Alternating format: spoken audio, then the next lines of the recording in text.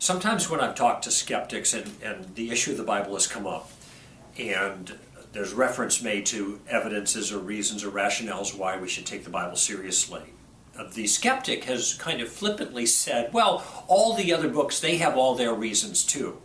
Now, I don't believe for a moment that the person who makes this claim has actually read these other books and seen all the reasons for their revelation. Partly I believe that because I know the vast differences between the Bible and other revelations.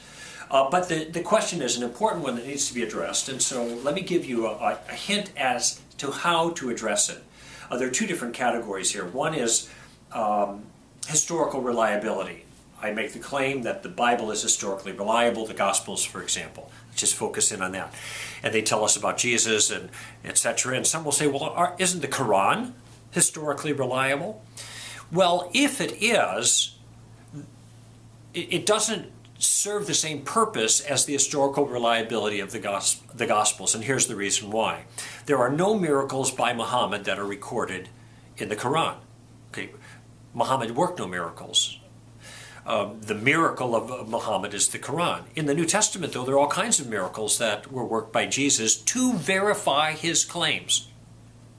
So the difference between the historical record of the Quran and the historical record of the Gospels is that the historical record of the Gospels is a record of supernatural events performed by Jesus of Nazareth to verify his claims. Now, if that testimony is historically sound, well, that puts the New Testament in a completely different category than any other religious book. And this brings me to the second point. And that is that most religious books are summations of the teachings of the religious leader, with no attempt to try to demonstrate that the teachings themselves are true. They take them to be so, they are offered to the public or to the reader as such, and then you're just to take it on faith, as it were. And here, what I mean is on a leap of faith. The New Testament, though, is completely different. John ends his gospel in chapter 20, I believe, by saying, there are many other signs and wonders, attesting miracles, that Jesus has performed, not written in this book, but these things I have written in order that you might believe that Jesus is the Messiah, the Son of God, and in believing have life in his name. What's John's point? He says, I've written the story of Jesus' life, the account here giving all these evidences to demonstrate that his claims were true, and if you believe and trust in that, that's going to make a difference. So the Bible is unique from all other religious books in providing us reasons to take it seriously, giving us evidences, and these evidences are tied to history. So we can, in a certain sense, test their validity. All religious books make spiritual claims. But the Bible is unique in giving us reasons to believe that the spiritual claims are actually true. So, given the question, why would we believe that the Bible is more reliable than the Quran? The answer is, it's the only book that gives us the ability to test it in any way, because it's the only book that gives us reasons. The Quran doesn't give reasons. Other religious books don't give reasons. They just give their teachings. Take it or leave it. Jesus, however, worked miracles. And if the history of the New Testament is accurate, well, then we're dealing with a miracle-working, Messiah-claiming man from Nazareth.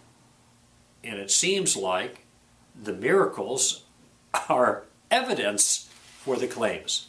At least that's the way it's been taken historically. You know, people can reject that if they want, but what are they left with other religious books? At least here there is a grounds for putting our trust in the claims of Christ. By the way, the history is just one way to test the New Testament and the rest of the Bible as being true. There are numbers of different ways to do that, showing that the claims of the book, that is, the claims it makes about reality, actually fit the way the world really is. This, again, is unique. One of the reasons that I'm compelled to take the Scripture seriously, because I can see when it speaks about things about the world, the nature of the world, the order of the world, the design of the world, the nature of human beings. All of these things resonate with my deepest intuitions and with my daily experience with myself and the way the world actually is. This is evidence, all of it. The other books offer virtually nothing like that, so the Bible is in a class by itself. And that's why the Bible is more reliable than any other books, because it has reasons to rely in it.